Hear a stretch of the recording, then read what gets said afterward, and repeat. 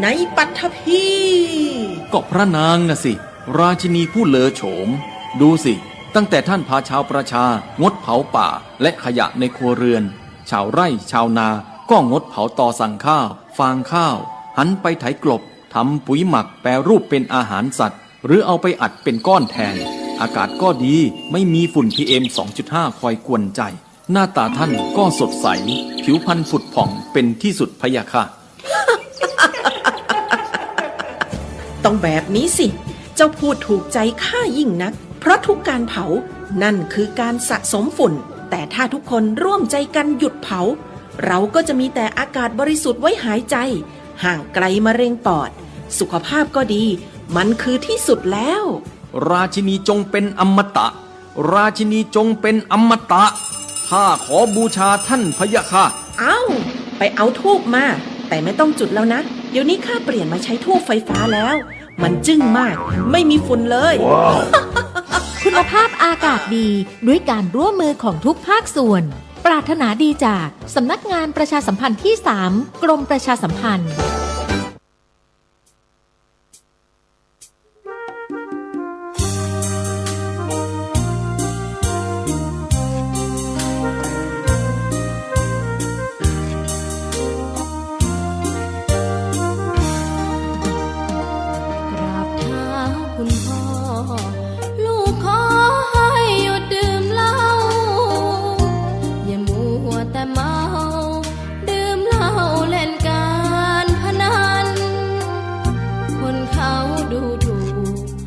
ว่าพ่อขี้เกียจทำงานชาวบ้านรังเกียจเดียฉันต่างประจานคุณพ่อสิ้นดีสงสารคุณแม่ลำบากแท้หาเงินมาให้ได้มาเท่าใดก็ใช้จนหมดไม่มีขัดสนจนยากลำบากคนแค้นเต็มทีอนาคตของลูกริบหรี่ความหวังที่มีมืดมนพ่อดื่มสุราเหมือนกินน้ำตาของแม่พ่อจ๋าฐานะเราแย่หากไม่แก้ความจนแม่เตือนพ่อด่าตบตีแม่ชอกช้ำระกำมองมนซ้ำถูกคนเขานินทากราบเท้าคุณพ่อลูกขอให้หยุดดื่มเหล้าหากมัวแต่เมาคนเขาย้ำหมิ่นเรื่อยมากลับตัวเสียใหม่กลับใจมาพัฒนาพ่อจะมีคุณค่าเลิกดื่มสุราเลิกการพนัน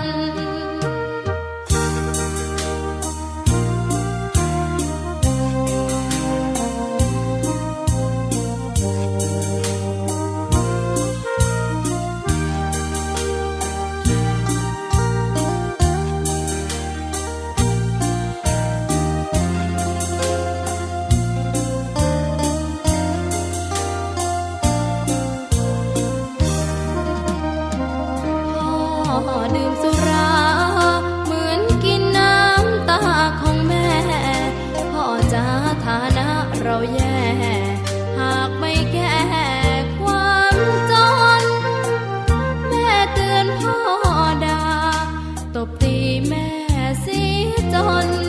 ชอกช้ำระกำมองมนซ้ำถูกคนเขานินทากราบเท้าคุณพ่อลูกขอให้หยุดดื่มเหล้าหากมัวแต่เมาคนเขา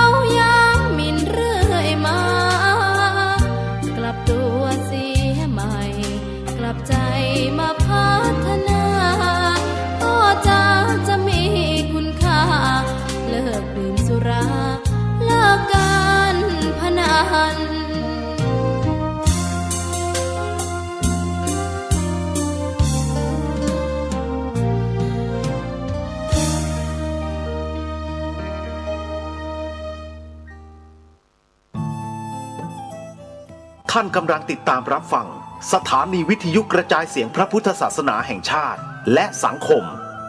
คลื่นเพื่อการศึกษาพระพุทธศาสนาและวัฒนธรรมระบบ FM 104.5 เมกะเฮิรตซ์รายการต่อไปเป็นรายการคดีโลกคดีธรรม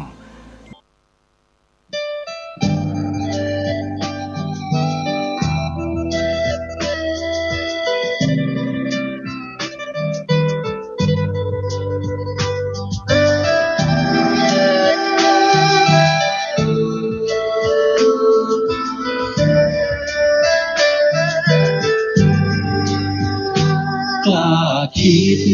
ก็ต้องกล้าทำอย่ากลัวถ้าทำความดีเร่งศึกษาปัญหาให้ทันท่วงทีเมืองไทยจะพัฒนากว่านี้รายการดีคดีโลกคดีธรรมขอรำพันบรรยายความคิดเครื่องหมายแห่งสีทั้งสามงามถนัด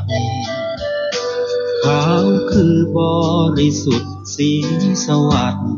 หมายพระไตรรัตน์และธรรมะคุ้มจิตไทยแดงคือโลหิตเราใสซึ่งยอมสละได้เพื่อรักษาชาติศาสนาน้ำเงินคือสีโสภาอันจอมประชาถ้าโปรดเป็นของส่วนองค์จัดริ้วเข้าเป็นไตรรงค์จึงเป็นสีธงที่รักแห่งเราชาวไทยทหารอวตารนำไปยงยุทธวิชัยวิชิตก็ชูเกียรติสยามประเทศไทยที่เจริญมั่นคงมาได้จนถึงทุกวันนี้มิได้เกิดขึ้นจากความหวาดกลัวอย่างคลาดเขลาแต่บรรพบุรุษไทยของเราทุกยุคทุกสมัยล้วนแต่มีความกล้าหาญและชาญฉลาดปกป้องเอกราชสร้างชาติให้เกิดความมั่นคงโดยมีธงแห่งพระไตรรัตน์เป็นเครื่องนำชัยจึงเป็นที่มาที่ไปของรายการคดีโลกคดีธรรมกล้าคิดก็ต้องกล้าทำอย่ากลัวถ้าทำความดีเร่งศึกษาปัญหาให้ทันท่วงทีเมืองไทยจะพัฒนากว่านี้รายการดีคดีโลกคดีธรรมรายการดีคดีโลกคดีธรรม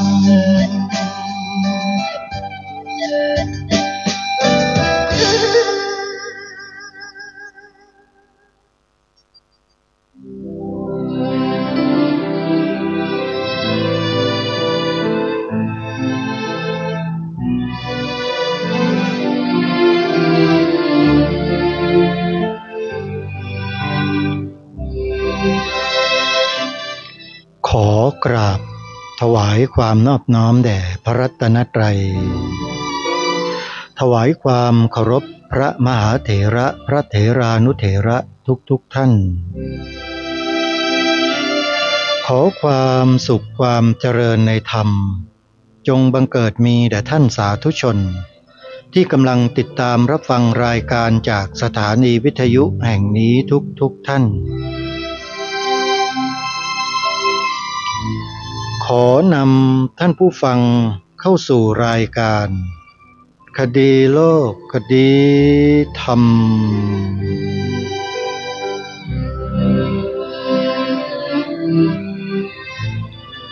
พบกันวันนี้วันขึ้น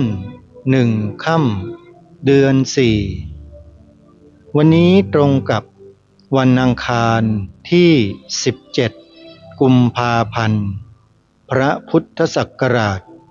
2569 รายการคดีโลกคดีธรรมมีให้ท่านผู้ฟังติดตามรับฟังเป็นประจำทุกวันทางสถานีวิทยุพระพุทธศาสนาแห่งชาติคลื่นต่างๆท่านสามารถดาวน์โหลดแอปพลิเคชันที่ชื่อว่าวิทยุพุทธศาสนาทั่วไทยเพื่อติดตามรับฟังรายการนี้ได้ทุกวันและยังสามารถรับฟังสถานีวิทยุพระพุทธศาสนาแห่งชาติมีจำนวนมากกว่า40สถานีทั่วไทยได้ด้วยและฟังได้ตลอด24ชั่วโมงจึงขอเรียนเชิญสาธุชนได้ร่วมกันแนะนำผู้อื่นให้ดาวน์โหลดแอปพลิเคชันนี้ไว้ให้ทั่วถึงกันเป็นประโยชน์อย่างมากขออนุโมทนาสาธุสาธุนะโยมนะรายการคดีโลกคดีธรรมในวันนี้ก็จะขอนำรายนามผู้บริจาคร่วมเป็นเจ้าภาพสร้างศาลาปฏิบัติธรรมที่สวนป่าสามัคคีธรรมให้สาธุชนได้ร่วมอนุโมทนาบุญด้วยกันก็ต้องขออนุโมทนาบุญกับคุณโยมแม่สุกระอิสรภาพจากจังหวัดเชียงใหม่ได้โทรมาบอกว่าโอนปัจจัยเข้ามาร่วมสร้างศาลาปฏิบัติธรรมแล้ว 3,000 บาทคุณโยมอนุสรารัตนอรุณจากจังหวัดสงขลาก็ได้โอนปัจจัยเข้ามาร่วมบุญ300 บาทคุณโยมวาสนาสกุลสัตตบุตรพยาบาลวิชาชีพอยู่ที่จังหวัดกาญจนบุรีติดตามทางเฟซบุ๊กแล้วก็โอนปัจจัยเข้ามาร่วมบุญ 1,000 บาทคุณโยมนัชชลิตาตุ้มทองจากนนทบุรีจัดรายการวิทยุร่วมกับพระอาจารย์บัวเรียนพุทธสโรเป็นประจำก็ได้โอนปัจจัยมาร่วมบุญแล้ว10 บาทคุณโยมกฎชพัฒน์ภูริเอกกรกิจจากจังหวัดกระบี่ติดตามรับชมข้อมูลทางเฟซบุ๊กแจ้งแสดงความจำนงไว้ว่าจะขอร่วมบุญเป็นเจ้าภาพสร้างศาลา 5,000 บาทคุณโยมแสงเดือนอุทธิยาเจ้าของบริษัทไทยรัฐยานยนต์อยู่บางกรวยนนทบุรีร่วมบุญเข้ามา 1,000 บาทคุณโยมจันเพ็ญมูลรังสีอยู่จังหวัดลำพูนร่วมทำบุญ200 บาทโรงงานปิยวัฒน์กุลเชียงนครปฐมร่วมบุญมา999 บาทคุณโยมจิรารัตน์รัตนศรีอยู่รังสิตปทุมธานีโอนปัจจัยเข้ามาร่วมบุญ999 บาทผู้ช่วยศาสตราจารย์ด็อกเตอร์บุญยวัฒน์บุญทวงศ์พร้อมด้วยครอบครัวอยู่จังหวัดเลยโอนปัจจัยมาทำบุญ 1,000 บาทคุณโยมอภิวัตรเจริญวัยจากจังหวัดสุพรรณบุรีโอนปัจจัยเข้ามาร่วมบุญเป็นวาระแรก 1,000 บาทแล้วก็ได้ปวารณาตนว่าจะโอนเข้ามาทุกวันไม่เว้นเลยวันละ200 บาทเพราะฉะนั้นโยมอภิวัตรเจริญวัยพ่อค้าเจ้าของร้านขนมเบื้องโบราณแม่แป๊ดตลาด100 ปี3 ชุกโอนปัจจัยเข้ามาร่วมทำบุญกับการสร้างศาลาปฏิบัติธรรมเนี่ยทุกวันญาติโยมอนุโมทนาบุญโดยพร้อมเพรียงกันนะโยมนะและคุณโยมอดีต สว.กำพลผู้มณีสว.จังหวัดปราจีนบุรีโอนปัจจัยเข้ามาร่วมบุญ999 บาทคุณโยมนิยมคุ้มไพรันจากจังหวัดปัตตานีร่วมบุญ 1,000 บาทแล้วก็ยังมีคุณโยมจำเนียนขออภัยแม่ชีสุวรินทร์อินสวรรค์จากเชียงใหม่ร่วมบุญมา200 บาทคุณโยมจำเนียนเลิศมานะติดตามรับฟังรายการอยู่ที่จังหวัดกาญจนบุรีโอนปัจจัยมาร่วมบุญ 1,000 บาทคุณโยมพยาบาลวิชาชีพสุรางค์กุศลจากนครศรีธรรมราชโอนมาร่วมบุญ 1,000 บาทคุณโยมอาภากรจันศรีทองจากจังหวัดพระนครศรีอยุธยาโอนปัจจัยร่วมบุญ 1,000 บาทแม่ชีนงลักษณ์ราชวงศ์จากจังหวัดเลยโอนปัจจัยมาร่วมบุญ500 บาทคุณโยมแม่ชีบุญเรืองทองพิกุลจากจังหวัดเลยร่วมบุญ200 บาทและคุณโยมแม่อัมพา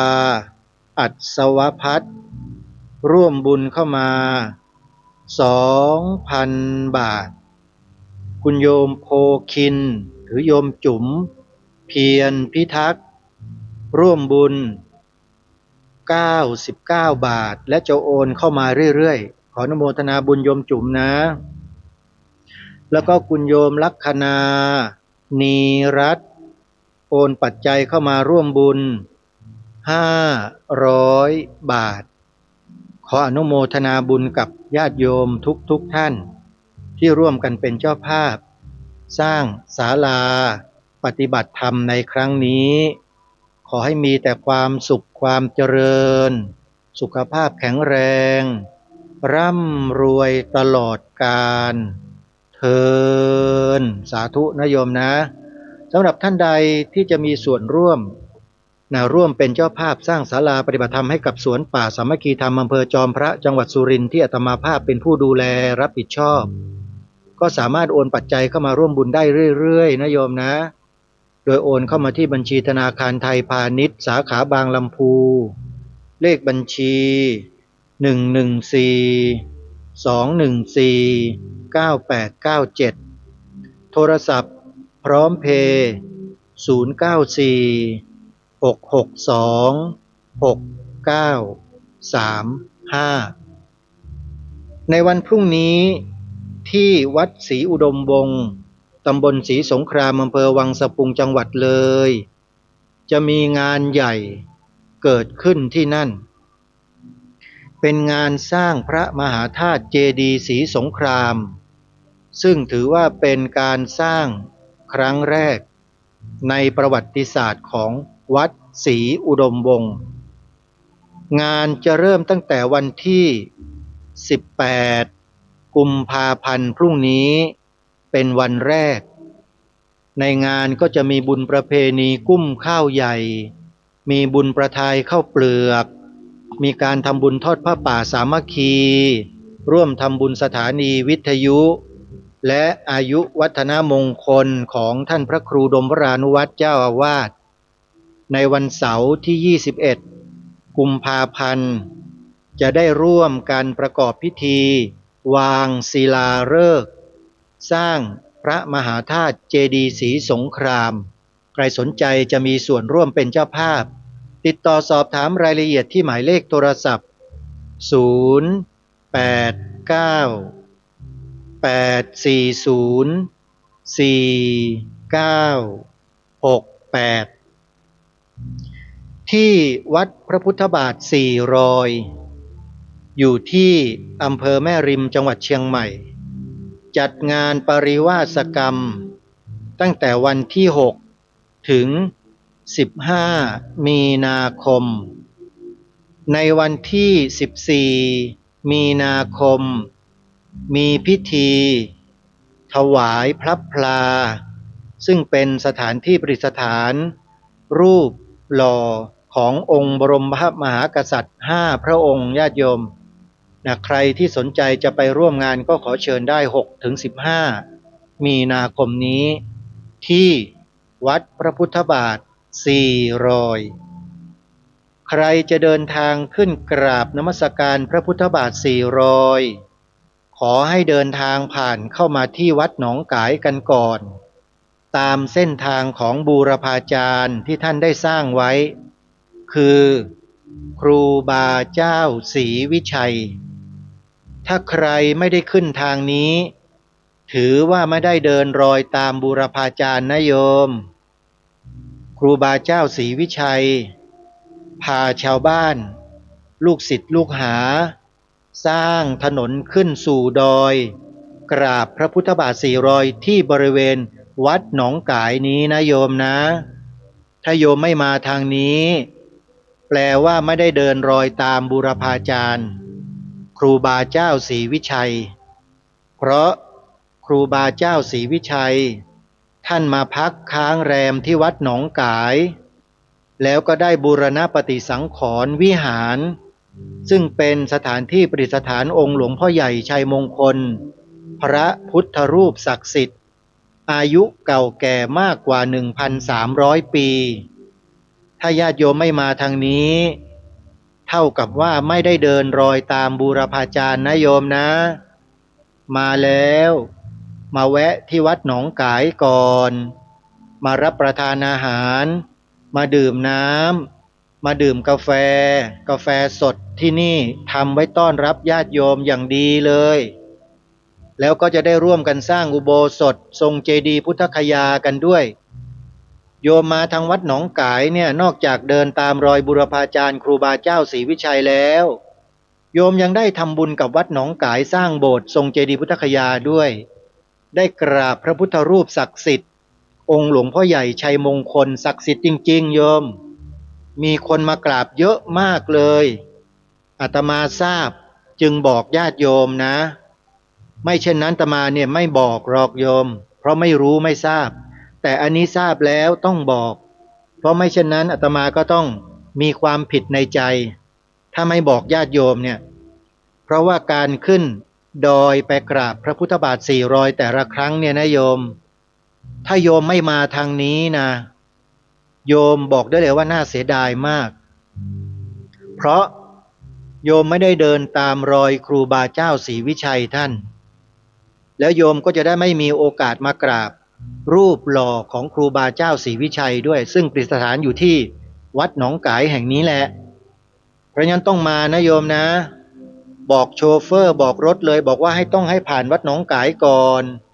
จึงจะขึ้นสู่ดอยนั่นแหละคือเส้นทางที่ครูบาเจ้าศรีวิชัยท่านเดินขึ้นต้องผ่านวัดหนองกายนะโยมนะอนุโมทนาบุญกับญาติโยมด้วยยังไงก็จดหมายเลขโทรศัพท์วัดหนองกายไว้นิดนึงญาติโยมเผื่อว่าโยมจะได้ทำบุญกันหรือจะสอบถามเส้นทางก็โทรไปที่หมายเลขนี้นะ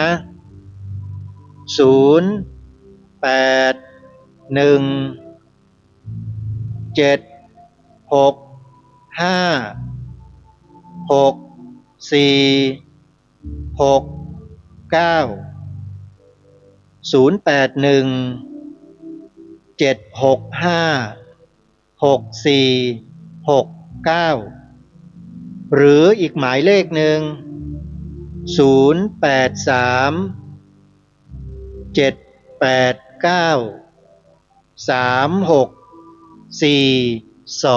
อนุโมทนาบุญทุกท่านนะโยมนะ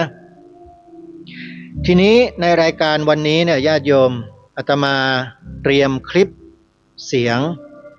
ของอาจารย์ยักษ์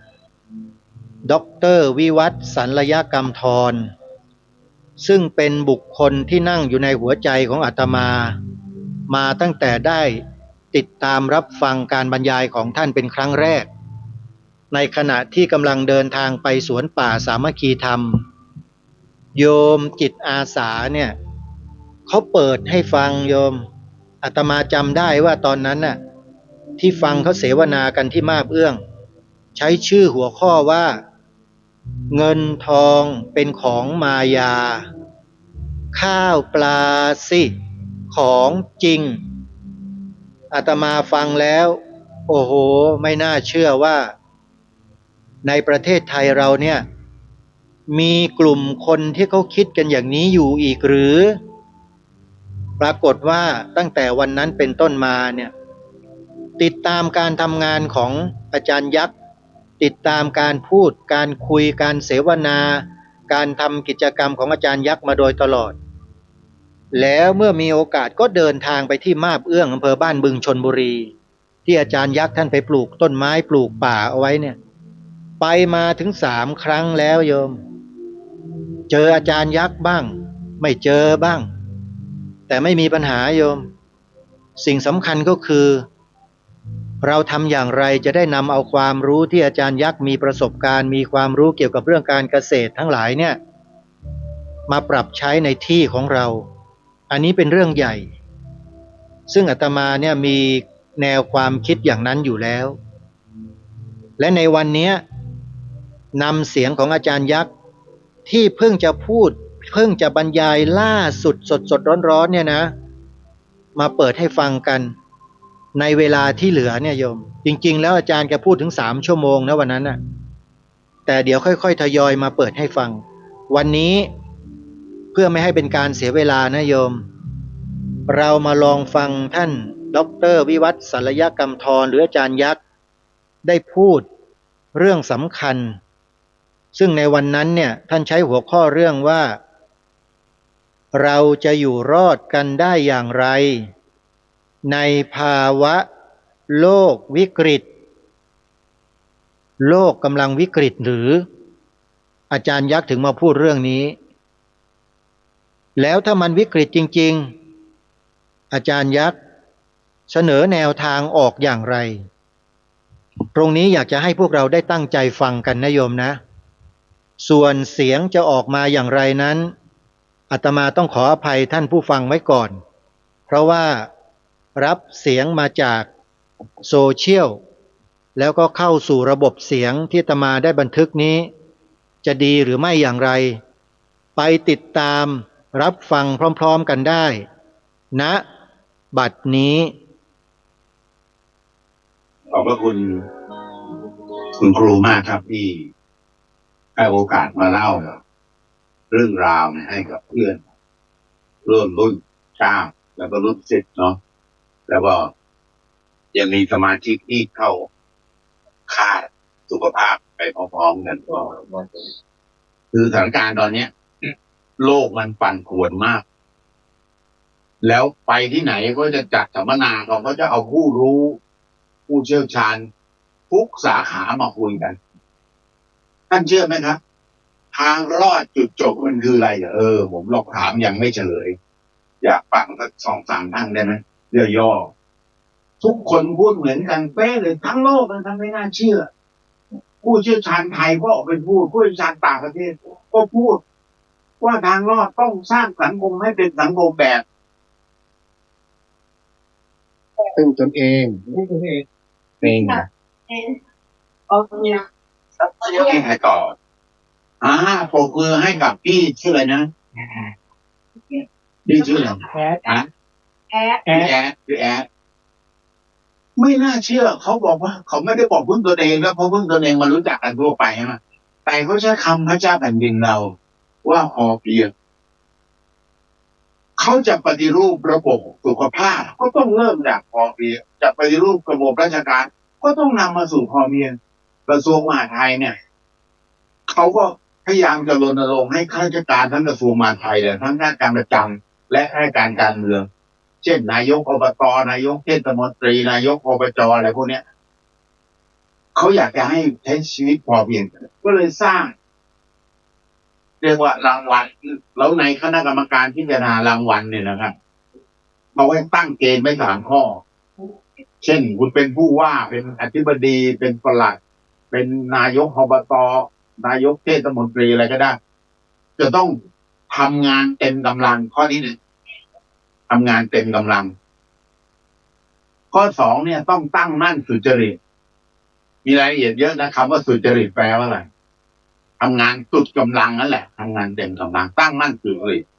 ใช้ชีวิตพอเพียง3 ข้อแล้วก็เป็นเกณฑ์ในการพิจารณามอบรางวัลผมเป็นคนหนึ่งที่ถูกเชิญไปเป็นคณะกรรมการพิจารณารางวัลให้กับกระทรวงมหาดไทยที่ทำหลายปีที่เล่าให้ฟังชื่อว่ารางวัลดำรงธรรมดำรงราชานุภาพอย่างนี้เป็นต้นประธาน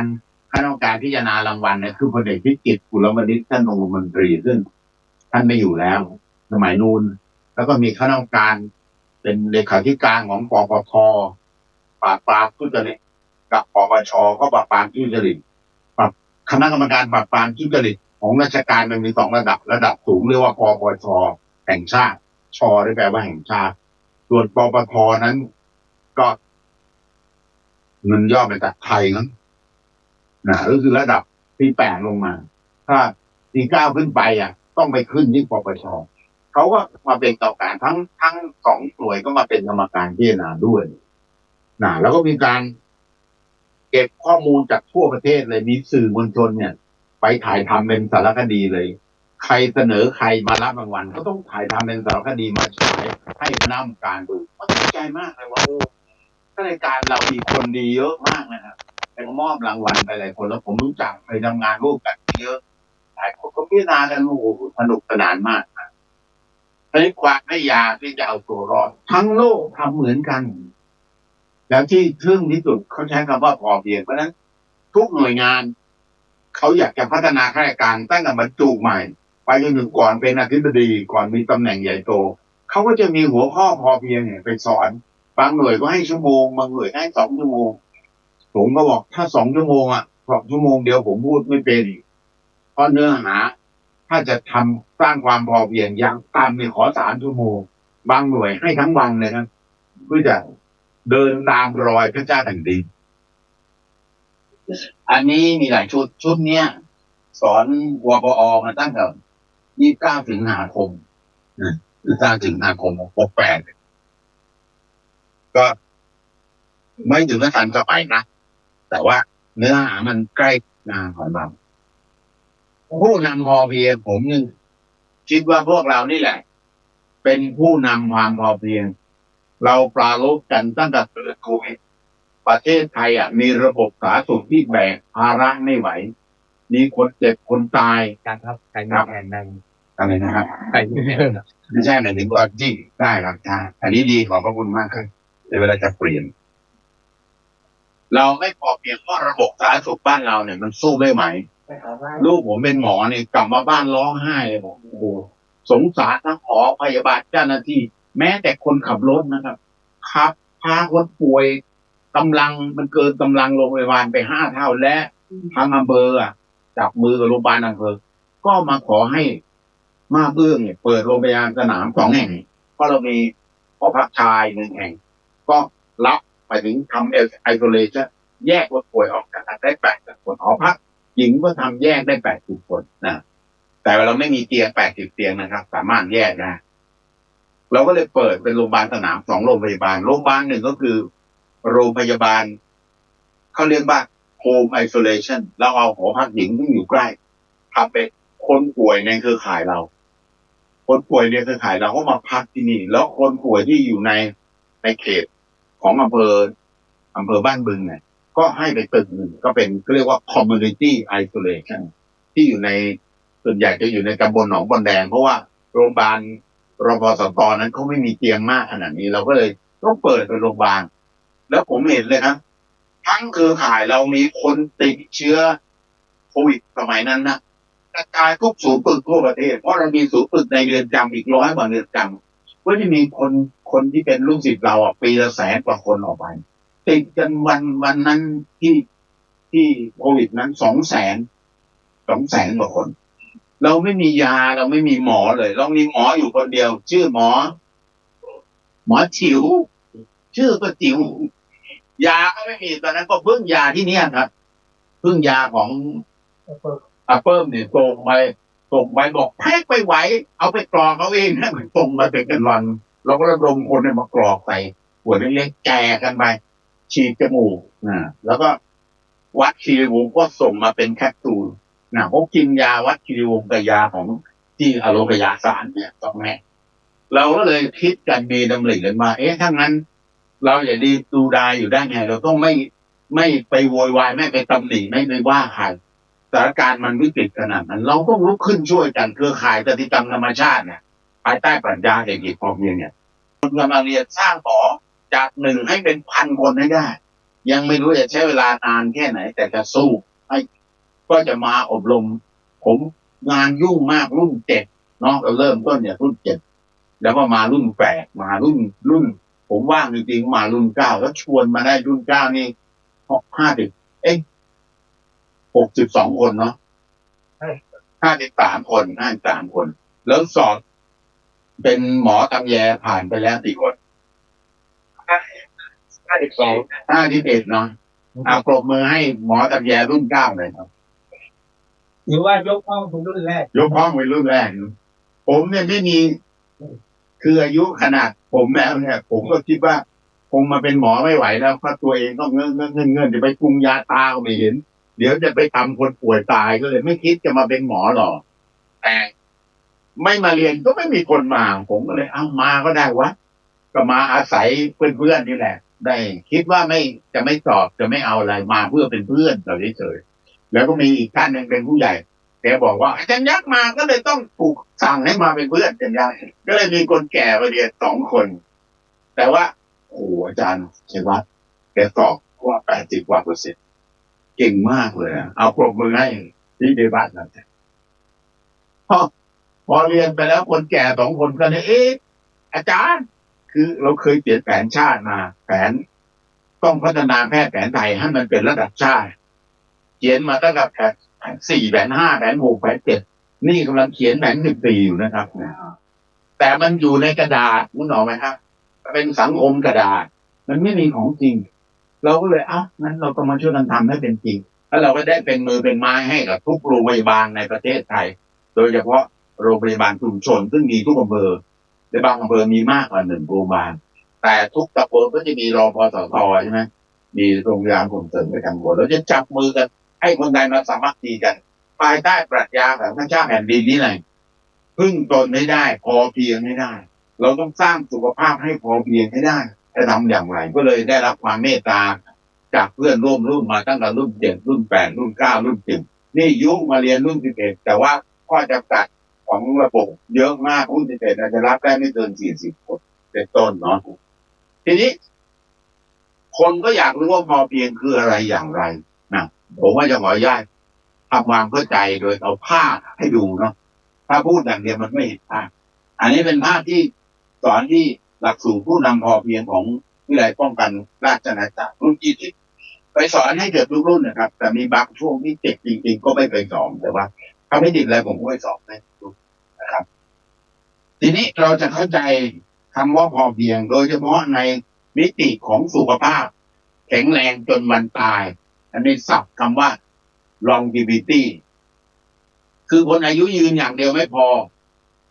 แต่ต้องแข็งแรงต้องป่วยเดินไม่ได้นอนติดเตียงไม่เกิน2 วัน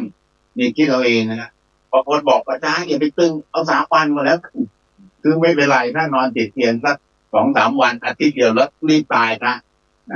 คือถ้าไม่แข็งแรงสมมติเราอายุ90แล้วหมอประเวศเนี่ยเพิ่งเสียชีวิตไปอายุ93ท่านบอกว่าอย่าทำให้ผมนอนติดเตียงนานทรมานทั้งผมทรมานทั้งคนดูแลนะแกก็ตั้งใจเลยนี่ผมมีใบนั่นมานะเขาเรียกอะไรนะเดี๋ยวนี้มันมีเครื่องแฟกการแพทย์แบบประคับประคองมันมีใบให้เราปลูกเองแล้วว่าเราจะตายแบบไหนเราจะให้รักษาเราช่วงที่เราเริ่มทำอะไรไม่ได้พูดไม่ได้แล้วหมอมีสิทธิ์รักษาเราแบบไหนและห้ามทำอะไรกับเรามันมีใบออกมามีการอบรมจอยเนี่ยเพิ่งให้เอกสารที่นั้นมาอยู่ในกระเป๋านั้นกระเป๋าเสื้อผ้าผมถือติดมาเลยว่าใครสนใจถ้าเอาสายหลอดมาใส่หรือให้ทำอะไรได้บ้างเนี้ยเขาจะมีแบบได้เลยแล้วลูกผมเนี่ยกำลังไปเรียนต่อไปเรียน การแพทย์แบบประคับประคองไปเรียนต่อในปีที่เขาเรียนมา9 ปีแล้วเนาะแต่เรียนเป็นปีที่10กับปีที่11เขาเรียกเฟลโลมันมีจบแพทย์แล้วไปเรียนเดนหรือก็ไปเรียนต่อยเฉพาะทางลึกเข้าไปอีกก็คือเฟลโลเนี่ยเขาสมัครไปเรียนที่ไม่โดนเนาะมาบ่นพ่อจะไปเรียนดีไหมเป็นห่วงลูกพ่อมาเอาเดี๋ยวพวกเราระดมช่วยกันดูแลลูกให้เขาไปเรียนมาผมก็คิดว่าเมื่อเรียนจบแล้วผมก็จะพึ่งลูกบ้างเอามาสอนพวกเราใครสนใจแพทย์แบบประคับประคองเขาเรียกภาษาฝรั่งว่าอะไรนะpalliative medicine หรือแพทย์รักษาแบบประคับประคองให้ตายอย่างมีความสุขลูกผมคนนี้เขาจบprimary medicine เนี่ยแล้วเขาก็รักษายายของเขาเนาะที่บ้านเกิดที่บ้านก็อยู่เดี๋ยวนี้แม่ยายผมนะเขารักษาเขาประคองน้องสาวเขาก็นั่งคุยกับยายมีความสุขจนแกหลับตายไปเลยอย่างมีความสุขนอนอยู่ในบ้านก็เราทุกคนรู้สึกแฮปปี้มากเลยแต่ก็บอกอย่าทำโน่นอย่าทำนี่แม่นะอย่างงู้นอย่างนี้นะหลานสาวเป็นหมอก็มีความรู้เรื่องนี้อยู่บ้างแล้วก็คิดว่ามันไม่พอเลยต้องไปเรียนต่อพึ่งตนด้านสาธารณสุขอย่างไรอันนี้ก็ย้อนลงมาดูว่าแล้ววิธีคิดพระเจ้าอยู่หัวท่านคิดยังไง2 พระองค์เหมือนกันนะครับละเอียดลึกซึ้งงานละเอียดจิ๊บลูกคนที่ลูกคนเนี้ยซึ่งเป็นกษัตริย์รัชกาลที่10ละเอียดผมเดาว่ายิ่งกว่าพ่ออีกเพราะความเป็นนักบินของท่านคือความเป็นนักบินนี่ทุกอย่าง100ยังต้อง100เต็ม99ก็ไม่ได้ถ้ามันมีปุ่มโชว์ไม่ปลอดภัย100 ปุ่มเนี่ยกลับบทเรียบร้อยเหลือปุ่มเดียวเนี่ยเอาเครื่องบินขึ้นได้ไหมไม่เป็นไรแล้วเดี๋ยวค่อยมีกันมาดูได้ไหมไม่ได้เดี๋ยวต้อง100%เท่านั้นเขาจึงจะอนุญาตให้เครื่องขึ้นมานะท่านเป็นคนละเอียดทุกเม็ดงานทุกอย่างก็เลยติดกระดิ่งใส่ว่าต้อง 100% ถ้าไม่ 100% ไม่เอาไม่ทำอันนี้คือความละเอียดรอบคอบขึ้นเป็นมาตั้งแต่ผู้พ่อเป็นมาตั้งแต่ปู่ท่านตั้งแต่รัชกาลที่5แล้วนะครับรายละเอียดเรื่องเหล่านี้เอามาดูขอโทษนะครับผมก็มือใหม่หัดขับก็โลกเนี่ยเขาไม่เข้าใจคำว่าพอเพียงแต่โลกเข้าใจคำว่ายั่งยืนพอพูดเรื่อง sufficiency economy set to SDG พอเราอธิบายว่าเศรษฐกิจพอเพียงนี่แหละมันจะทำให้คนทั้งโลกอยู่อย่างมีความสุขยั่งยืนแข็งแรงจนถึงวันตายหรือภาษาอังกฤษเรียกว่า longevity คือไม่ใช่มาเจ็บป่วยแก่แล้วก็งอแงไม่ต้องเดินกินได้อะไรได้ไม่เป็นภาระใครคือคัดอยากตายก็ลงนอนพักปั๊บ2 วัน 3 วันตายไปเลยอย่างเงี้ยนี่คือสิ่งที่ฝันเป็นฝันของพวกเราอันเนี้ยแบบผมคิดว่านี่คือวิถีชีวิตที่พอเพียงเช่นเราอยากให้อยู่90เราก็เตรียมพอให้บอกทุกคนให้พร้อมนะฉันจะไปแล้วนะอีกไม่เกิน3 วันหรือ7 วันจะไปแล้วนะแล้วบอกว่าหาที่นอนจะตายตรงไหนก็ไปเลือกเนาะแล้วก็ไปนอนมีคนดูแลอย่างเข้าใจโดยแพทย์แผนไทยอย่างพวกเราเนี่ยต่อไปจะต้องสนใจใครสนใจอยากเรียนรู้อยากฟังว่าไอ้ palliative care ดูแลพ่อแม่ให้ตายไปอย่างมีความสุขทำอย่างไรเนี้ยมันมีศาสตร์ทั้งโลกเลยนะครับเราก็ไม่ได้รังเกียจไม่ใช่เฉพาะแพทย์แผนไทยเท่านั้นเราก็ไม่รังเกียจศาสตร์ดีๆของโลกความยั่งยืนเนี่ยมันดูตั้งแต่ถ้ามีคนจนอยู่ในประเทศนั้นเนี่ยเรียกว่าคุณพัฒนาประเทศไม่ยั่งยืน2ไม่มีคนอดอยากอยู่มีคนไม่มีจะกินเนี่ยผมไปโรมอิตาลีล่าสุดคนไม่มีจะกินคนไม่มีที่หลับที่นอนเต็มไปหมดเลยเขาเรียกพวกโฮมเลยเดี๋ยวนี้ทั้งยุโรปเต็มไปหมดเลยไม่น่าเชื่ออังกฤษก็เยอะมากเลยเพราะว่าประเทศทั่วโลกมันมุ่งอุตสาหกรรมแต่เขาไม่มีจะกินบ้านเราเนี่ยเรามุ่งเกษตรกรรมแต่เป็นเกษตรกรรมที่ไม่เรียกว่าเกษตรเดิมทีเราเรียกว่ากสิกรรมเกษตรทุกเช้าตื่นมาได้ยินเสียงนะป่าชีกรแข็งขันเป็นกระดูกสันหลังของชาติไทยจะเรื่องอำนาจของไทยเป็นชาติที่ดำความเป็นอยู่แท้แห่งอันชีวิตของกสิกรนั้นต่างยึดถือความขี้เกียจใช่ไหมยันมันหนักหนา ทนทำงานนั่นจับเนื้อไม่ได้เร่งสนิทอะไรอยู่บนดินฟ้าถึงแดดกล้าฝนกำก็ทำไปเอากะที่ก่อนคือคนไหนเนี่ยมันเก่งอดทนผลิตอาหารเหลือล้นถวายพระก่อนกินนะครับใครกินข้าวก่อนพระบาปอีสานว่ามันคืดทางเหนือว่ามันขลังสับกันได้ไหมมันคืดนะครับมันคืดมันคืดอีสานขลังเราแม่นขลังภาคกลางเขาเรียกว่าอะไรมันต้องห้ามมันอับปรีมึงไปกินข้าวก่อนท่านมันอับปรีจันไรคือนั่นคือวิชาที่เขาสอนกันในระบบการศึกษาในอดีตเดี๋ยวนี้มีสอน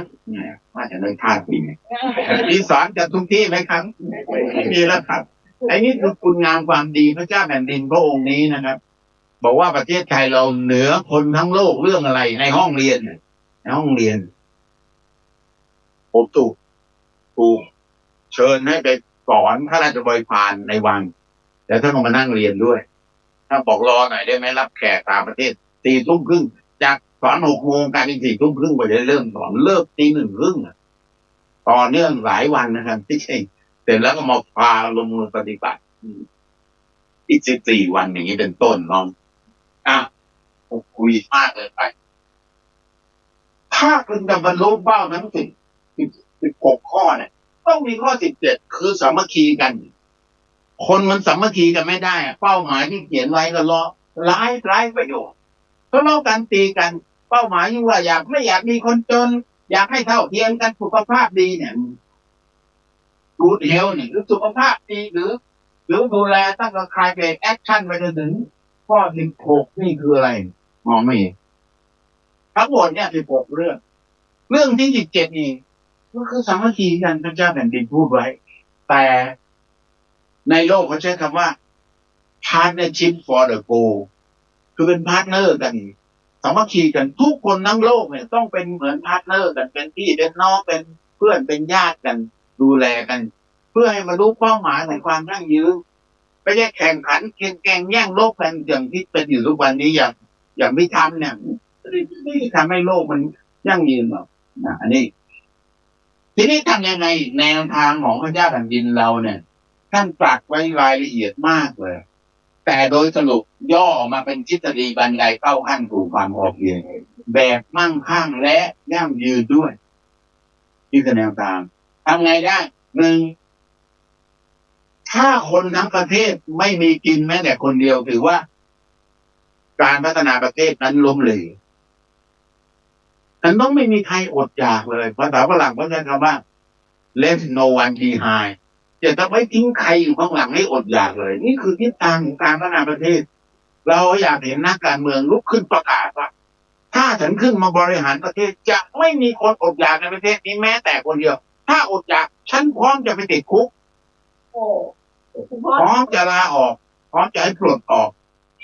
ไม่มีใครกล้ามาเสียงนี้เราตั้งพรรคกันไหมพรรคก่อนพรรคก่อน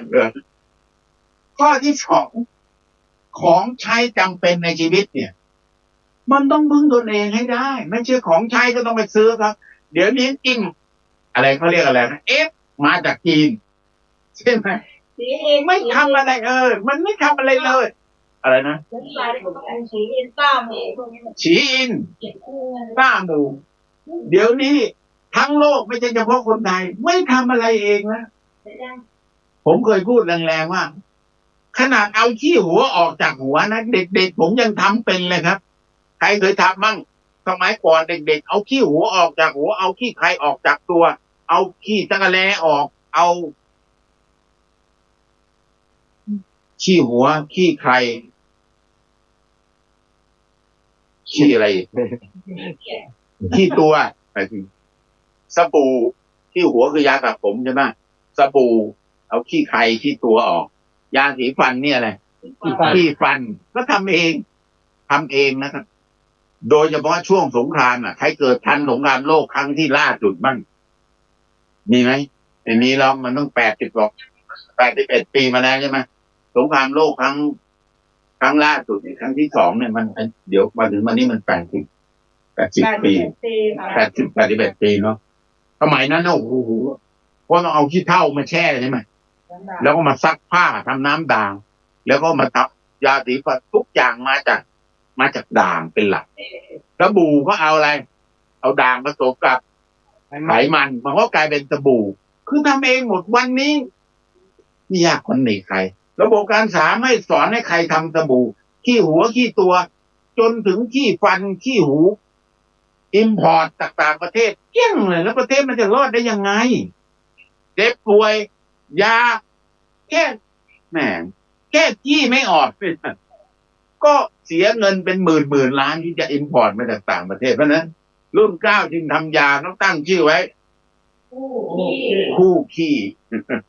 ใครได้กินคู่ขี้แล้วบ้างยกมือขึ้น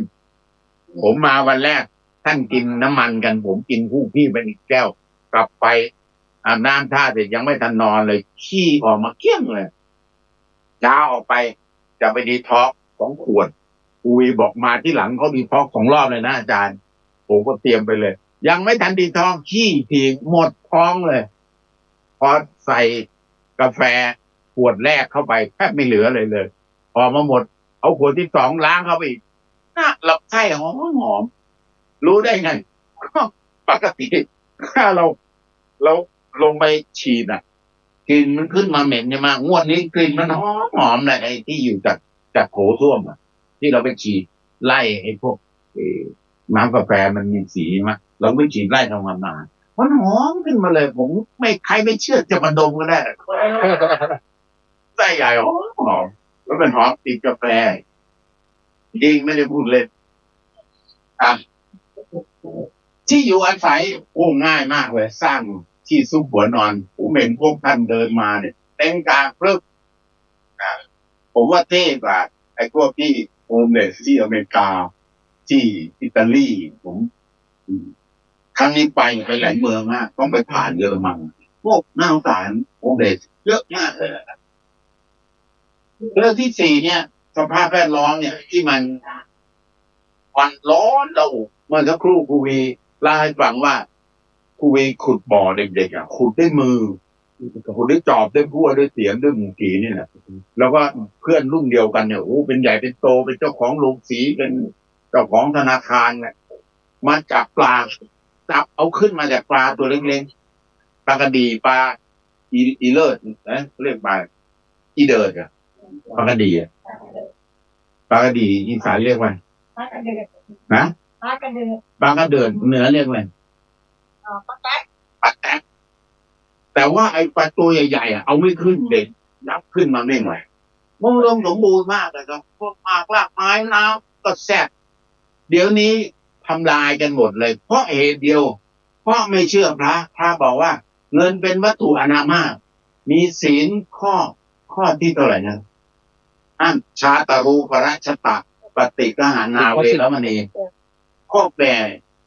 ไม่ใช่สิศีลข้อ10ครับศีลข้อ10ข้อ10ศีล8จับเงินได้พอถือศีล8ยังใช้เงินแต่ศีล10เนี่ยไม่มีสิทธิ์จับเงินแต่มีสิทธิ์ถือบาตรไปเดินขอเขากินภิกขุคือผู้ที่ไปโปรดใส่ให้เขาได้ให้บริจาคทานให้ขอเขากินไม่ต้องจ่ายเงินนะครับเนี่ยคนยุคนี้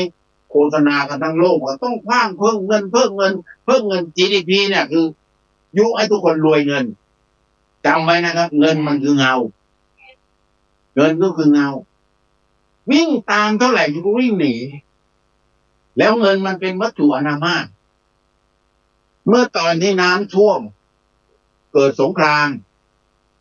เกิดโรคระบาดเกิดอะไรที่ประทานนั้นไงคนมีเงินอยู่ในตัว